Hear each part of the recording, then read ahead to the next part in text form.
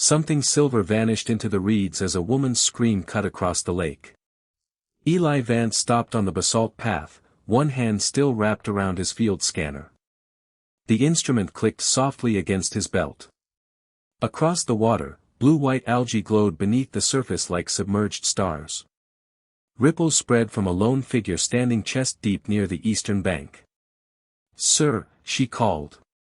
Her voice struck the glass walls of the habitat dome and returned thinner. "Someone just stole my clothes." Eli turned his back at once.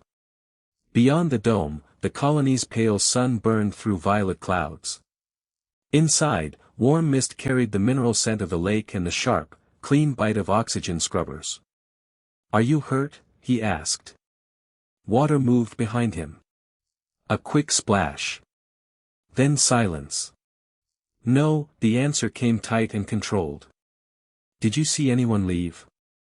Eli kept his eyes on the path ahead. Along the shore, black reeds trembled although the habitat fans were between cycles. A narrow service gate stood 30 feet away, its indicator pulsing green. No footsteps. No voices. Only the faint metallic hum beneath the soil.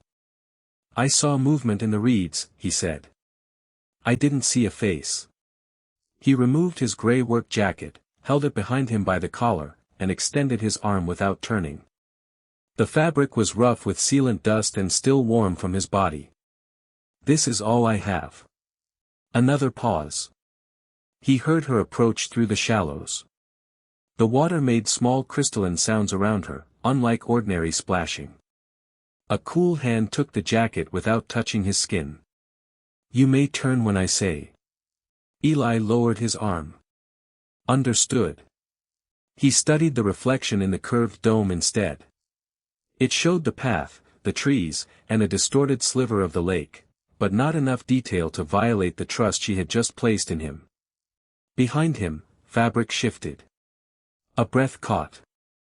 Not from embarrassment. From pain. "Is the jacket hurting you?" he asked. "No. It is helping." Her accent carried the measured precision of a translator trained for diplomacy. Eli recognized it then. Not her face. Her cadence. Ambassador Saelith of the Aelyr delegation had arrived at the colony that morning under sealed escort. Her image had been displayed on every transit screen, wrapped in ceremonial silver and dark blue. The woman behind him should not have been alone. "You can turn now."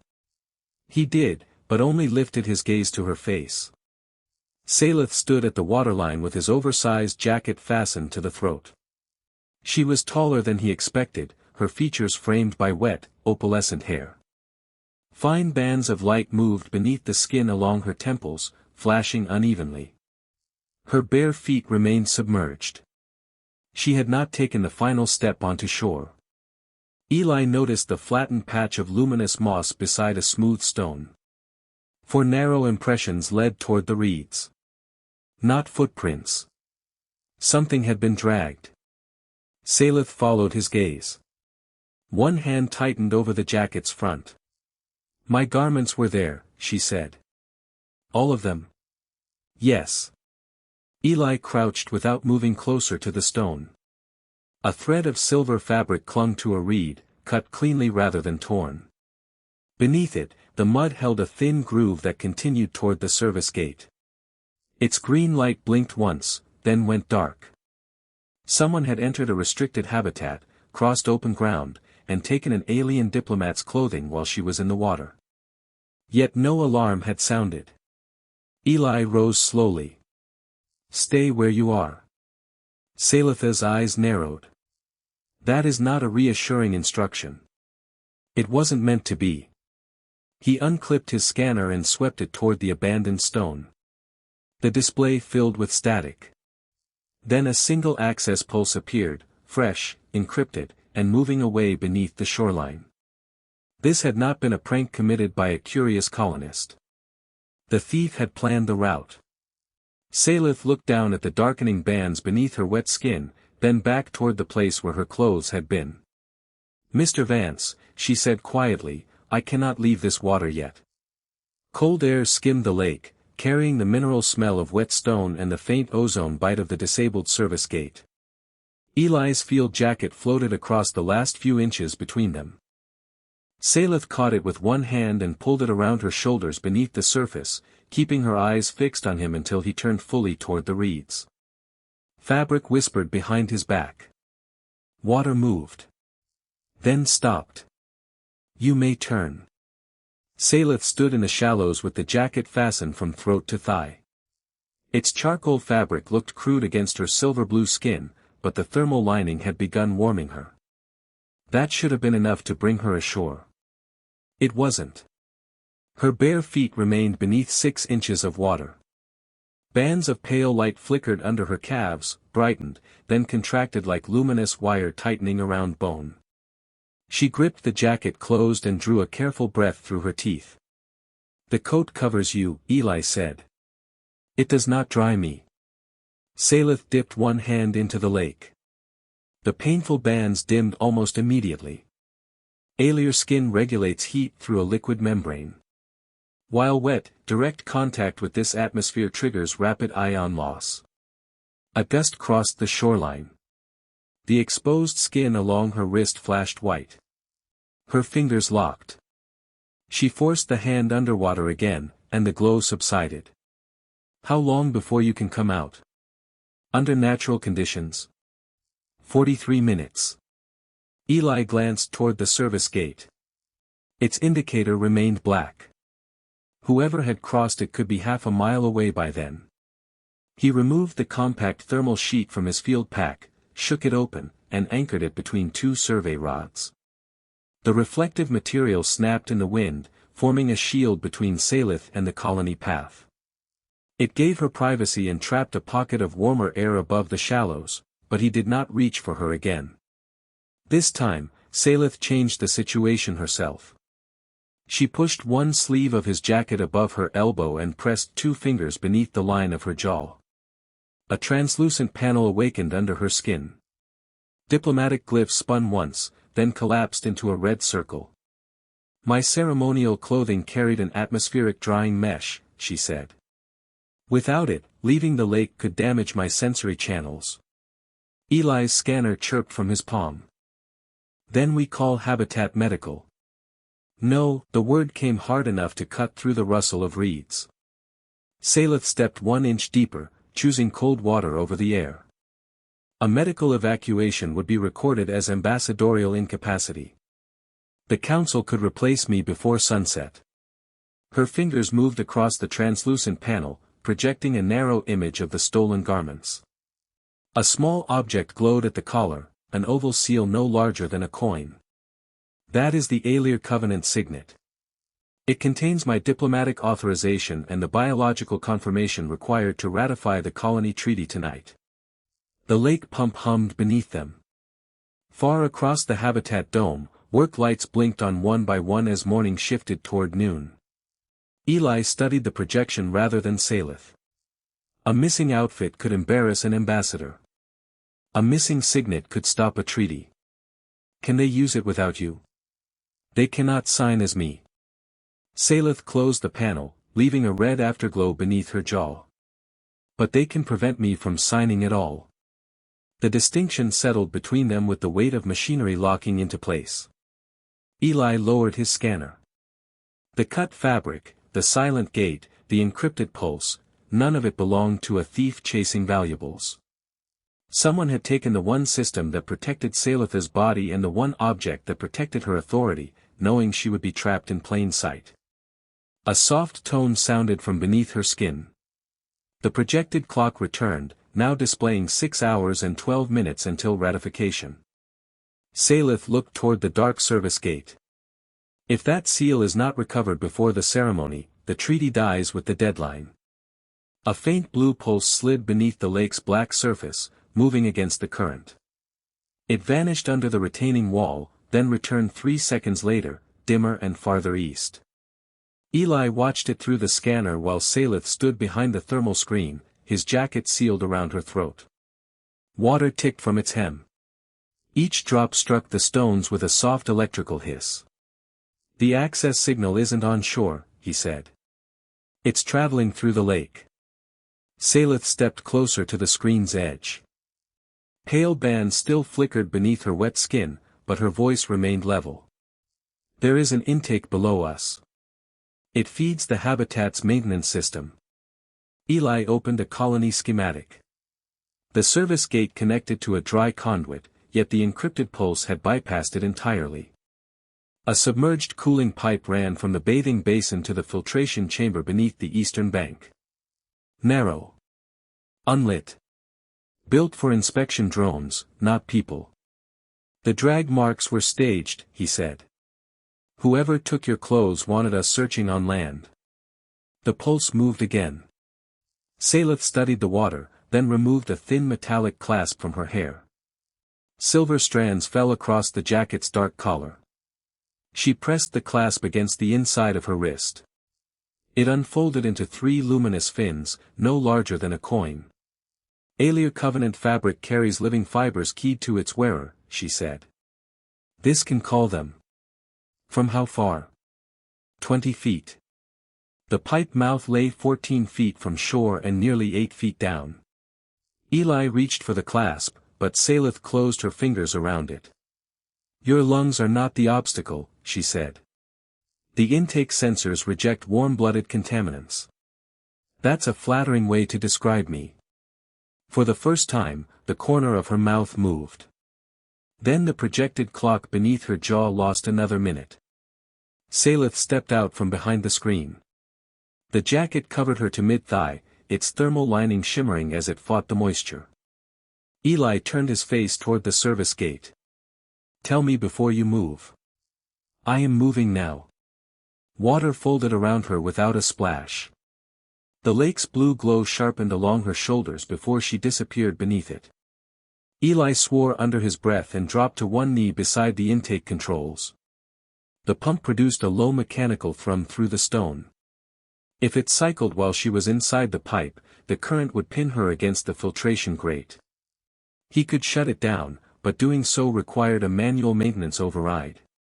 His technician credential would be permanently logged. There would be no anonymous search after that. Eli pressed his palm to the panel. Maintenance bypass. Vance, Eli.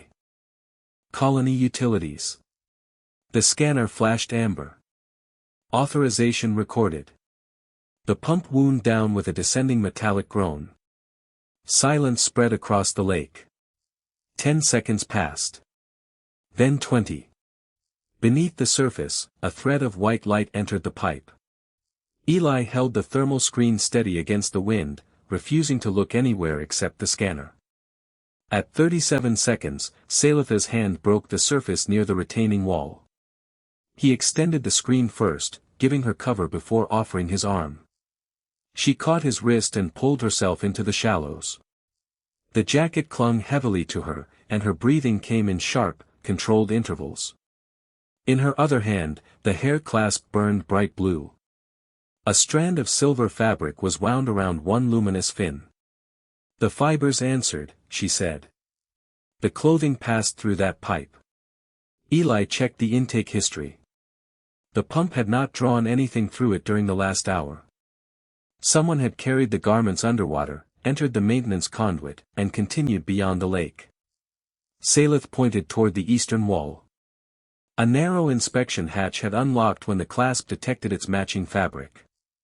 Warm air breathed through the opening, smelling of ozone and machine oil. Eli collected the screen and switched on his work light. Saelith tightened his jacket around herself, then stepped onto the dry stone despite the painful light flashing beneath her skin. This time, she did not wait for him to lead. They used my clothing to open the route, she said, staring into the descending conduit. Now we use what they left behind. Warm air pulsed through the conduit in slow mechanical breaths, carrying the smell of ozone, wet stone, and overheated insulation. Under Eli's work light, the curved walls shone like the inside of a steel throat. Saelith moved ahead, one hand gripping the Aelyr clasp. The other held his jacket closed at her collar. Each step on the grated floor produced a thin metallic note. Beneath it came a softer sound, the faint rustle of living fabric. The conduit widened around a filtration junction. Silver cloth lay crumpled beneath a red service lamp, its surface shifting weakly as though breathing. Saelith stopped. The clasp cooled in her hand. Eli approached from the side, keeping his light below her shoulders. The discarded garment was only the outer ceremonial layer. Its pearl-gray folds were soaked with lake water and streaked with black lubricant, but the inner seams had been opened with surgical precision. Two narrow recesses stood empty. One had held the Covenant signet. The other had housed the biological sensor band that translated Saelith's living authorization into a treaty signature. They never wanted the clothing, Eli said. Saelith crouched despite the sharp bands of light moving under her damp skin. Her fingers traced the cut seams without touching them. No. They wanted my authority to arrive without me. A chime answered from the junction wall. The service panel woke, bathing them in sterile white light. Eli reached for it, but the display had already begun processing the inspection area. Identity trace complete, it read. Access credential, Eli Vance. His technician portrait appeared beside the timestamp. The recorded entry was 3 minutes earlier than his manual pump shutdown. Saelith rose slowly. Could your credentials have opened this conduit remotely? Not without my wrist unit. Eli lifted his arm. The scratch device was still locked around his skin. A second chime cut through the tunnel. His work light dimmed. The inspection hatch behind them sealed with a heavy hydraulic thud. Then every green indicator on Eli's wrist turned red. Colony access revoked. Investigation hold active. He pressed his thumb to the screen. No response. His tool permissions vanished first, then his housing key, transit clearance, and communications channel. The final notice remained. Unauthorized interference with protected diplomatic systems. Report for detention. Deportation review pending. A technician's credentials were more than a key on the colony. They were proof that he belonged there. Now the metal corridors no longer recognized him. Even the emergency cabinet beside his shoulder flashed access denied. Saelith studied his face while the ventilation fans hummed above them. Eli did not curse. He removed his disabled wrist unit and set it on the panel ledge. They copied my code when I logged the pump shutdown. You recorded that action to protect me. And gave them a clean signature to plant here. A distant alarm rolled through the conduit, low and measured. Security shutters began closing section by section, each impact moving nearer. Eli picked up the abandoned outer garment and folded it once, hiding the open seams from the dirty grating. The gesture cost him seconds he could not spare. Saelith placed the Aelyr clasp against the nearest sealed maintenance reader. Nothing happened. Without the missing sensor band, even her ceremonial fabric no longer recognized her as its lawful bearer. Another shutter struck down behind them. Orange light filled the narrowing passage. Eli looked toward the only remaining exit, then back at Saelith's bare feet on the cold steel and the painful glow beneath her skin. His jacket protected her modesty, but not for much longer from the air. Security will assume I brought you here, he said. If they find you beside me, they'll treat you as compromised. The final shutter began descending ahead, its motor whining under the load. Saelith could still step through and leave him on the wrong side. Eli held the silver garment out to her, offering back what little remained of her official identity. She did not take it. The shutter dropped another foot. Then the colony speakers issued their verdict in a calm synthetic voice. Eli Vance, surrender immediately. Ambassador Saelith, separate from the suspect and await diplomatic escort. Between them, the ruined ceremonial cloth shimmered once, and went dark. Saelith looked at the open path beyond the descending barrier. Then she looked at the man whose world had just locked him out for covering her with his coat. Blue warning light swept across the narrowing gap, turning the conduit walls the color of deep ice. The shutter's motor groaned. Dust trembled from its lower edge as Saelith placed one bare foot beneath it. Eli's hand moved toward her, then stopped. Don't. Her voice was quiet, but the service microphones caught it. She crossed the threshold and stood where the diplomatic escort could see her. For 1 second, Eli thought she had chosen safety. Then Saelith turned, dropped to one knee, and pressed both palms against the descending barrier. Aelyr light flared beneath her damp skin. The shutter struck her hands, detected a protected biological obstruction, and locked with a metallic crack. 20 inches remained open. Enough to see each other. Not enough for either side to pretend they had separated. Ambassador, the colony speaker warned, continued proximity may compromise your protected status. Saelith's wet hair clung to Eli's jacket collar. The thermal fabric hissed softly where it touched her luminous skin. Open a diplomatic channel, she said. Full council. Colony security. Permanent record. A lens unfolded from the ceiling. Its red aperture widened, filling the passage with a faint electrical hum. Holographic seals appeared in the air beyond the shutter, the colony administration first, then 7 pale Aelyr covenant marks. No faces. Only authority reduced to symbols. State your condition, an Aelyr voice said. Saelith rose. Pain flickered in thin bands along her wrists, but she kept them visible. My condition is not the question. She pointed through the gap at Eli. Your suspect found me without protection. He turned his back before I asked him to. He gave me his only atmospheric layer. He raised a privacy screen. He surrendered his credentials to keep the intake from killing me. Eli stared at the floor grating. Her words made the moment beside the lake public without exposing it. That distinction cost her more than silence would have. Ambassador, another voice said, colder than the conduit steel, you were physically distressed and deprived of your sensor band. Your judgment may have been influenced. Saelith removed the colony jacket from one shoulder. The air touched the wet skin beneath. Light convulsed along her collarbone, sharp and white. Eli stepped forward instinctively.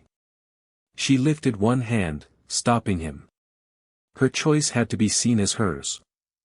Influence is not ownership, she said, pulling the jacket closed again. Eli Vance had opportunity, privacy, and power over my immediate survival. He used all three to preserve my dignity. The red lens rotated toward him. Mr. Vance, Colony Security said, do you deny using the access code recovered at the conduit scene? No, his voice scraped dry against the warm air. It was my code. Then surrender. Saelith stepped directly between Eli and the lens. The motion was small. Its consequence was not. I invoke covenant witness. Until my testimony is examined, he remains under my diplomatic protection. The holographic seals dimmed. A low murmur passed through the channel, translated by the speaker into clipped static. Protection requires confidence in the ambassador's independence, the Aelyr Council replied. Your defense of this human suggests emotional manipulation. Saelith's fingers tightened around the torn silver cloth Eli still held. The living fibers briefly curled around both their hands. Then record this independently, she said. I will not purchase credibility with an innocent man's surrender. A hard chime sounded. Her ceremonial privileges changed from green to amber. Council transport, private medical access, and treaty authority entered formal review. She had not lost a room or a tool. She had placed her name, her office, and the piece she came to sign on the same side of the shutter as Eli. The colony restraints embedded in the floor released with a dull click, but the outer doors remained sealed. Eli looked at her. You didn't have to do that. Neither did you. For the first time, she held out her hand, not as an ambassador requesting service, and not as a stranded woman accepting shelter. As an equal offering terms. Eli took it. The council channel sharpened.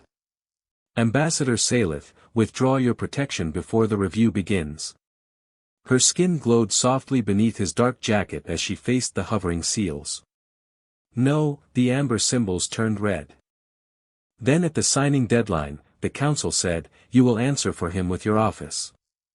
A low mechanical hum rose beneath the floor as the discarded silver garment tightened around Saelith's arm. Its living fibers had begun to cool, losing their pale blue shimmer one thread at a time. Eli crouched beside it. The air smelled of hot insulation and mineral water, while the sealed conduit held the warmth against his face. It's dying, he said. No, Saelith touched 2 fingers to the fabric. Light rippled beneath her wet skin, then crossed into the cloth. It is waiting. The garment unfolded across the grated floor with a whisper like dry leaves. Lines of bioluminescence spread through its inner weave, forming a circular pattern around the empty place where the covenant signet had been cut away. Eli recognized the geometry. Not decoration. Circuit architecture. He pulled a powerless diagnostic wafer from his belt and used its reflective edge to trace the pattern manually. Every conductive strand converged on the missing sensor band. The signet doesn't authorize the treaty by itself, he said. Saelith's jaw tightened. The complete garment does. A red council seal hovered above them. Clarify, the channel ordered. Eli rotated the cloth beneath the emergency light. The fibers responded to Saelith's pulse, opening microscopic vents along the collar and cuffs. A sharp metallic scent entered the conduit. Your biological band reads intent. The signet carries authority. But this weave joins them. He looked toward the locked outer door. The clothing is a key. Silence followed, broken only by condensation ticking against the pipes. Saelith lowered herself beside him, Eli's jacket gathering around her knees. A key to what? He pointed at the living pattern. The treaty archive. Whoever has the missing pieces can't activate them without this layer. One question died there. The thief had discarded the garment because carrying it was unnecessary. It only had to remain inaccessible until the signing deadline. Then a new sound entered the room, a soft, descending tone from the cloth itself. Saelith went still. It has begun searching for its absent components. The fibers brightened, feeding on the charge moving under her skin. Eli saw the bands of light along her wrist dim in answer. Stop it. If I do, we lose the only connection to the signet. It's draining what your body needs to survive out here. Saelith kept her hand on the weave. Eli reached for her wrist, but she caught his forearm first. Her grip was cold. Deliberate. You surrendered your access to keep me alive, she said. I will not ask you to surrender your future while I preserve every part of mine. This isn't your office. The cloth pulsed again. Her breathing shortened. No, she whispered. This is more difficult to replace. Eli stared at the sealed door, then at the manual climate manifold behind its mesh cover. His credentials were dead, but the valve was mechanical. He tore away the cover, burning his palm on the heated latch, and turned the manifold by hand. Warm vapor flooded the chamber with a hiss. The temperature climbed toward Aelyr-safe humidity, buying her minutes without stopping the garment's search. Saelith pressed both palms into the silver weave. Its light surged from blue to white. A narrow projection appeared above the missing seal socket, not a location, but a countdown synchronized with the treaty archive. 47 minutes. Then the garment spoke in Saelith's own recorded voice. Covenant key assembly initiated. Eli's eyes moved to the empty sockets. Initiated where? The answer arrived as the red council seal flickered and vanished. Somewhere beyond the sealed conduit, the missing signet had begun opening the treaty archive without her. Saelith lifted her hands. The glow beneath her skin did not return. The clothing had taken enough of her biological charge to make the connection permanent. Can you reverse it? She asked. Eli studied the white fibers and the countdown burning above them. Not from here. A heavy lock engaged on the far side of the door. Then another. Saelith folded the drained garment over her arm and rose unsteadily inside his dark jacket. Then we do not stay here. The countdown changed to 46 minutes, and the archive accepted its first false command. Cold white light swept across the conduit as the emergency shutters began to close, one after another, each impact ringing through the warm metal passage. 45 minutes remained. Eli reached for the manual release, but his revoked credentials turned the panel black beneath his fingertips. Detention order confirmed, the colony system said. Technician Vance, kneel and await retrieval. Saelith caught his sleeve before he could move. Her hand felt cold through the fabric. The light beneath her wet skin had faded to thin, uneven traces, and his jacket hung heavily from her shoulders. Still, she pushed ahead of him. At the end of the passage, 3 security drones dropped from recessed ceiling bays. Their restraint emitters charged with a sharp electric whine. Blue targeting lines crossed Eli's chest. Step away from the protected diplomatic person, the system ordered. Eli raised both hands. They won't fire if you're clear. Saelith did not move aside. Instead, she removed the drained ceremonial garment from her arm and spread its silver fabric between him and the drones. The fibers trembled like frost-covered grass. Ambassador, Eli said quietly, that won't stop a restraint field. It is not armor. Saelith pressed her bare palm against the dead cloth. A faint blue pulse traveled through it, consuming the last glow beneath her wrist. The drones hesitated. Their targeting lines fractured across the Covenant weave, unable to distinguish prisoner from diplomat. Saelith's knees bent, but she remained standing. It is a witness. Her hair clasp unfolded with a glassy click. A narrow beam touched the nearest drone and opened a diplomatic channel the colony had not yet revoked. Saelith spoke directly into its recorder. Eli Vance is under my physical protection. Any force used against him will be entered as force used against the Aelyr delegation. A council voice answered through the drone, dry and immediate. Your authority is under review. Then review this. She pulled the jacket tighter over herself and stepped fully in front of Eli. The restraint emitters dimmed. The person he had shielded beside the lake now stood between him and the machinery of his own colony. Yet the cost was visible. The final blue line vanished from her palm. Her breathing became shallow, each inhale catching against the warm, oil-scented air. Eli steadied her elbow. She did not lean on him. Why are they delaying? He asked. Saelith looked at the drone's broken targeting pattern. Because the stolen sensor band is still transmitting my life signs. The word settled harder than the shutters. Eli glanced at her colorless skin, then at the archive countdown. The thief had not merely copied her authority. The system believed the false Saelith opening the archive was alive, clothed, and ceremonially present. That was why the archive had accepted her voice. That was why security classified the real ambassador as an uncertain duplicate. The nearest drone projected 2 pale silhouettes into the air. One stood inside the conduit, weak and unverified. The other glowed inside the treaty archive with full biometric recognition. Identity conflict detected, the system announced. Only one claimant may retain Aelyr diplomatic status. Eli saw the choice before she spoke it.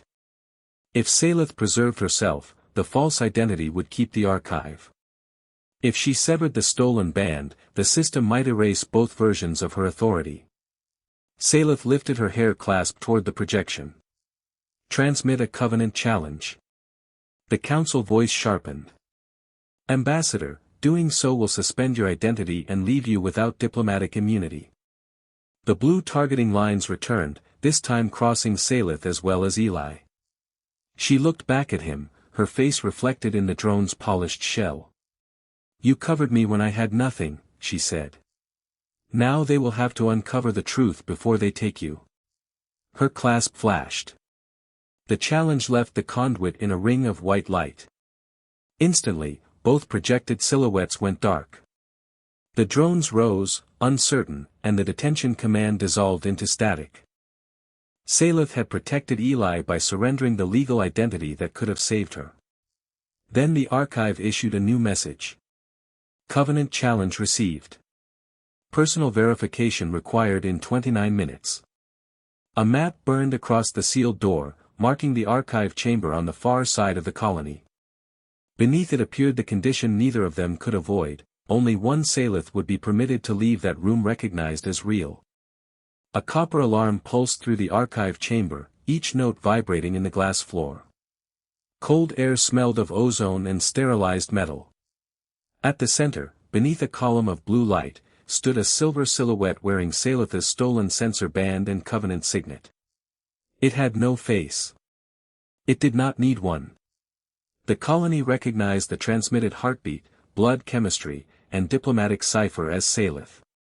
The real ambassador entered beside Eli in his dark thermal jacket, her steps uneven, her damp skin faded almost colorless beneath the collar. Verification candidates present, the archive announced. One identity may remain. A transparent partition rose between them before Eli could reach her. On his side, a console unfolded from the floor and projected his copied access signature. On hers, the false silhouette lifted one hand. The stolen signet answered with a clear ceremonial tone. Primary identity confirmed, said the archive. Challenger must submit a private Covenant memory.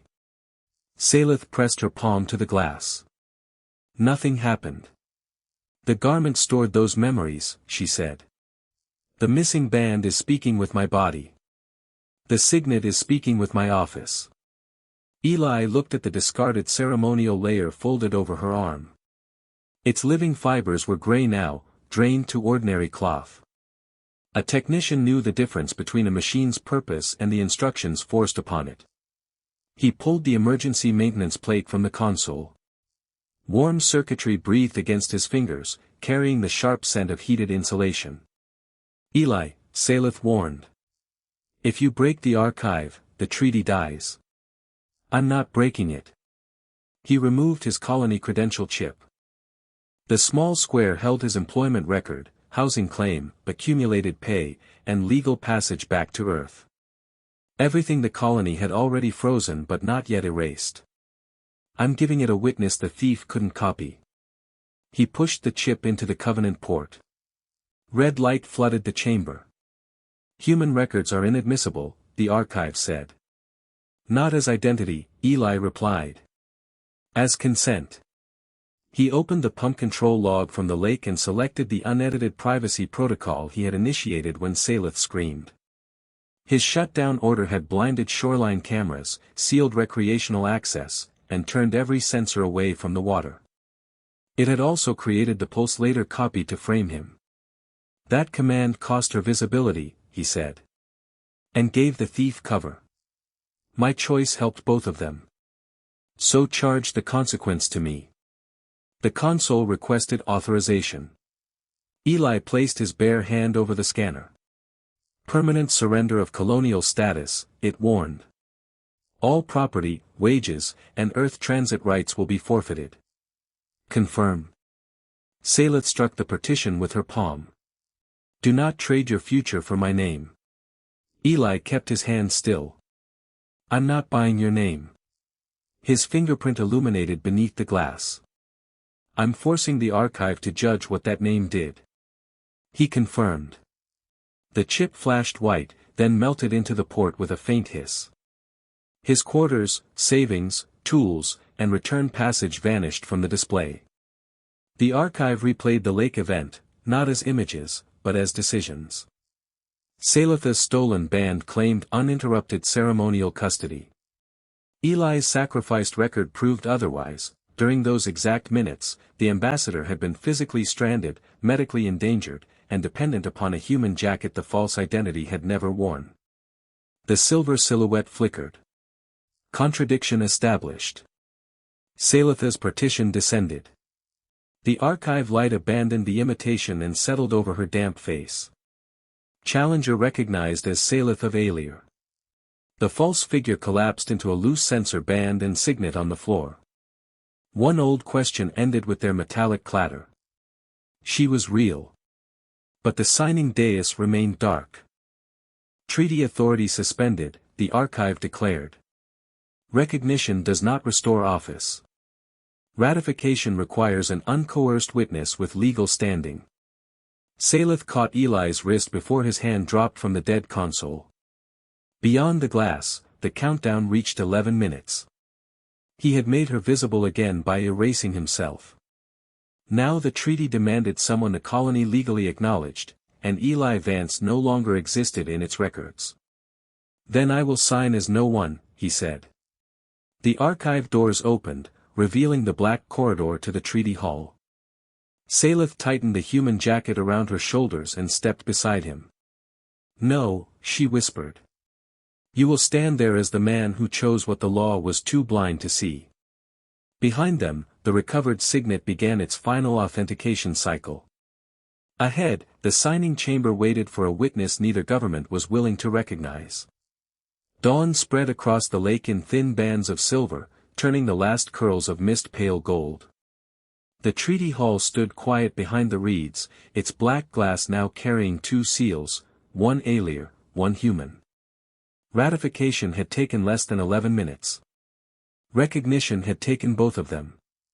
On the stone landing, Eli Vance held the recovered ceremonial garment across his forearms. Its living silver fibers shimmered again, each pale blue thread pulsing softly in the cool air. He had cleaned away the conduit dust, repaired the torn sensor seams, and sealed the damaged lining with a technician's nearly invisible stitches. Nothing had been altered that did not need mending.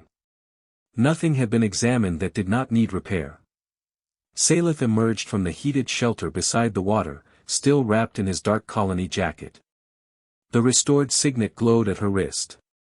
Her diplomatic identity had returned when the treaty was ratified, but the council's formal insignia remained absent from her collar. Office could be reinstated. Trust would have to be earned again. Eli extended the garment without ceremony. The biological weave is stable, he said. I replaced the compromised contacts and isolated the stolen sensor channel. It belongs only to you now. Saelith ran 2 fingers over a repaired seam. The fabric warmed beneath her touch, releasing a faint mineral scent like rain striking hot stone. You made the stitching face inward. It looked more comfortable that way. And less visible. Eli gave a small nod. Saelith studied him while water tapped gently against the landing. When I screamed from the lake, she said, why did you not look back? A breeze moved through the reeds. Somewhere inside the colony, the first shift bell sounded, low, mechanical, ordinary. Eli kept his eyes on the brightening horizon. You asked for help, not an audience. For several seconds, only the lake answered. Saelith's fingers tightened around the silver cloth. Then she turned toward the shelter and dressed behind its thermal screen. The living fibers recognized her restored biosignature and flowed into place, closing at the throat with a soft crystalline chime.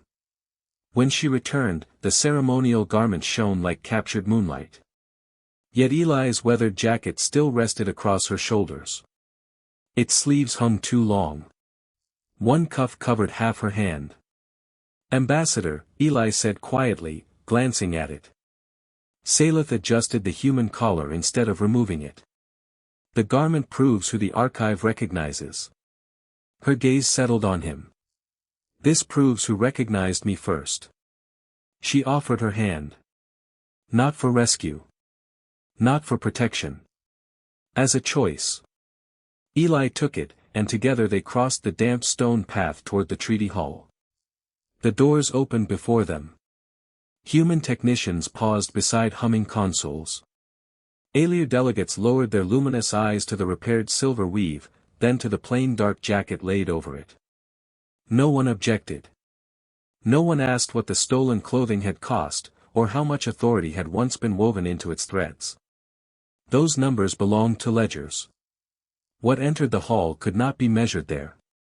Eli had returned Saelith's garment. By refusing to turn her helplessness into a spectacle, he had returned something no thief, council, or machine could ever authenticate her dignity.